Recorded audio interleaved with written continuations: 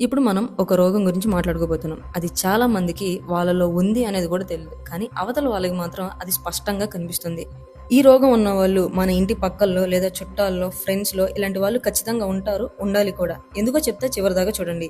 ఇంతకీ ఆ రోగం ఏంటంటే చాడీలు చెప్పే రోగం. ఈ రోగం ఉన్నవాళ్ళు ఎక్కువగా వాళ్ళ జీవితంలో సంతోషంగా ఉండలేరు. ఎందుకంటే వాళ్ళ ఫోకస్ ఎప్పుడు ఇతరుల జీవితం పైన పెడతారు. వాళ్ళ జీవితం మీద తప్ప వాళ్ళకి ఏదో ఒక ప్రాబ్లమ్స్ ఉంటాయి. కానీ వాళ్ళ సమస్యల గురించి మాట్లాడరు.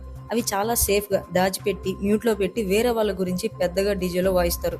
కానీ ఎందుకు? అలా చెప్పడం ద్వారా వాళ్ళకేం వస్తుంది అంటే అదొక ఆనందం. ఇలా చాడీలు ఎక్కువగా ఎవరు చెప్తారంటే కొంతమందికి మాత్రం వాళ్ళు బ్యాడ్ అయ్యారు, వేరే వాళ్ళని బ్యాడ్ చేయాలి అన్న ఇంటెన్షన్‌తో చెప్పుకుంటూ ఉంటారు. ఇంకొంతమందికి వీళ్ళు ఎందుకు మంచిగా ఉండాలి అనే కుళ్ళు ఉంటుంది. బాగుపడితే చూడలేరు.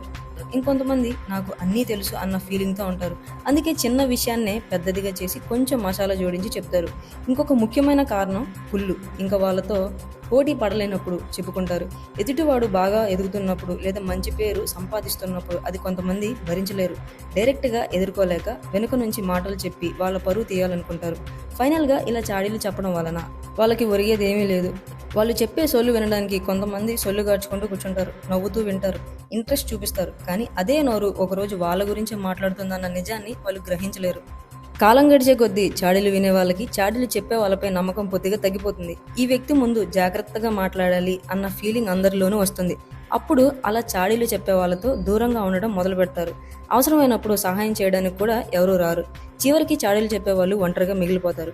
చాడీలు వినడానికి చాలా ఇంట్రెస్టింగ్గా ఉండొచ్చు, చెప్పడానికి సరదాగా అనిపించవచ్చు.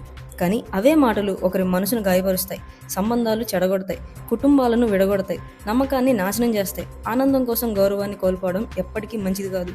మరి ఇలా చాడీలు చెప్పేవాళ్ళు మన సర్కిల్లో ఉండడం వల్ల మనకు వచ్చే బెనిఫిట్ ఏంటంటే వీళ్ళ ద్వారా మనకి ఎవరు ఏంటి అనేది తెలుస్తుంది. ఇంకా అందరితో జాగ్రత్త పడడం నేర్చుకుంటాం, ధైర్యంగా ఉండడం తెలుసుకుంటాం. మొత్తంగా చెప్పాలంటే మంచిగా చెప్పేది కంటే ఇలా అవమానంగా చెప్పేదే మనిషిని మార్చగలదు. అందుకే ఇలాంటి వాళ్ళు మన మార్పుకి కారణం అవ్వచ్చు. Like and subscribe.